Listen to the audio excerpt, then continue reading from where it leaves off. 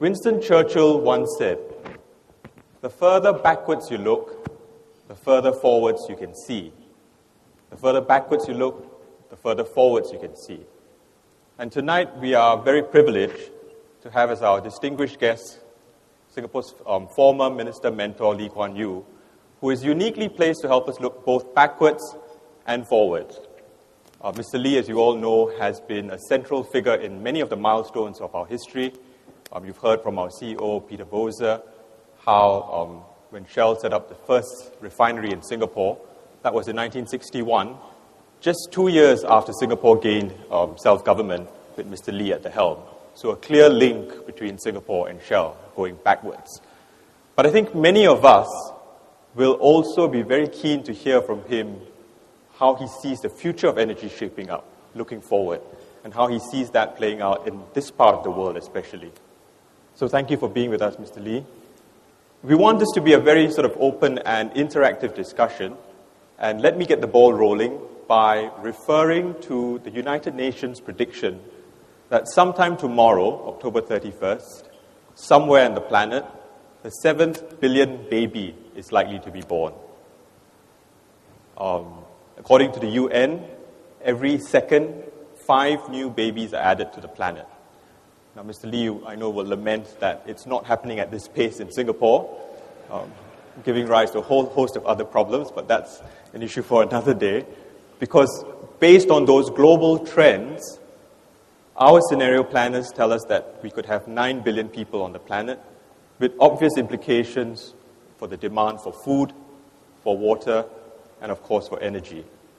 In fact, our scenario planners say that we could have a doubling in the energy demand by 2050, with 9 billion people on the planet.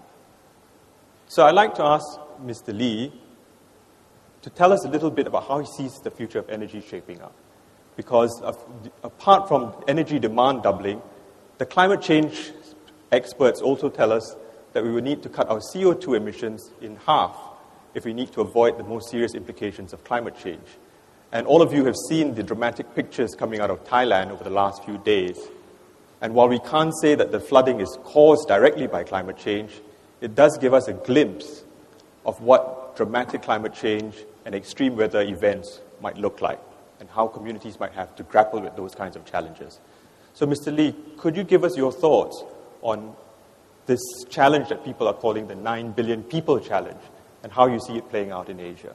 Well, if you look at the figures, the expectations are that the vast increase in population will come in Africa, and there the per capita consumption of energy is not that high.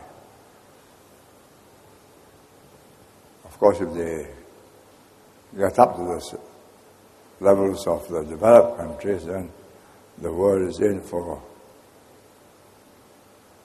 rising sea levels and melting ice caps.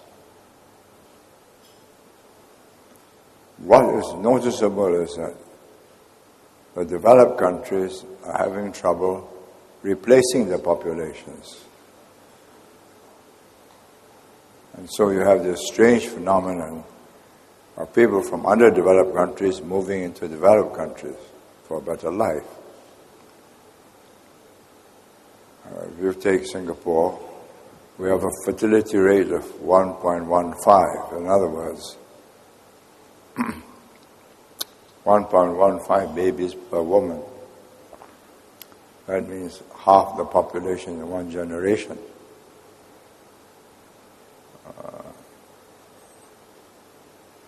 So, high standards. Fortunately, we are able to pick and choose who joins us and not allow illegals to cross the border. But that causes different problems, because as you take them at the high end, they pose competition for our professionals, and that causes disaffection. But if you take them at the low end, you're carrying a burden for the rest of your life.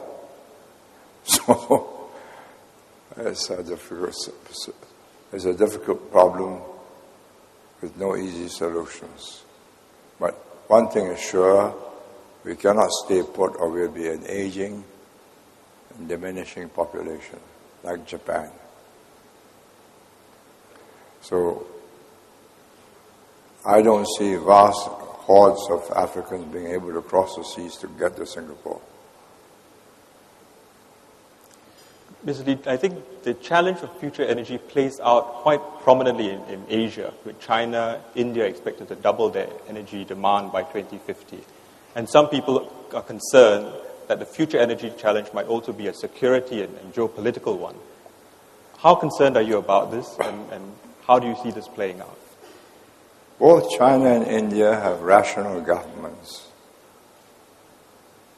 They can calculate the long-term consequences as global warming takes place and the Tibetan plateau melts away the glaciers. And from rivers which are flowing the whole year round, they may get to a position where the rivers only flow during the rainy season. So I think before they get to that point, they will take action, because it's interrelated. Glaciers in the Tibetan plateau melting away, affecting both India, China, and Pakistan. They don't want to be dependent just on rainfall, which they'll be forced to if they keep on depleting their glaciers that way. There's a clear link between the food, water, and energy nexus. I mean, as the demand for food grows, you need more water to produce that food. And in order to produce water, you need lots of energy. And to produce energy, you need water. Singapore is uniquely challenged on all three fronts, both food, water, and energy. How do you see Singapore's vulnerabilities in that stress nexus increasing when we get to that 9 billion challenge?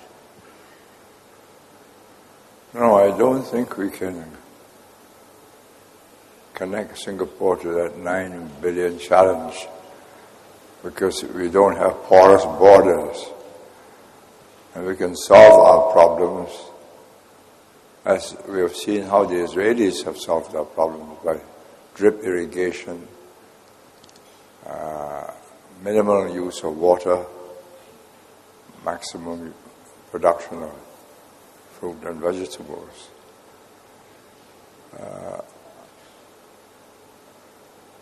The problem is the populations around us, India and China, that will create a drag on the whole economy of Southeast Asia. There's no lack of water in Thailand at the moment. No lack of water in Indonesia either.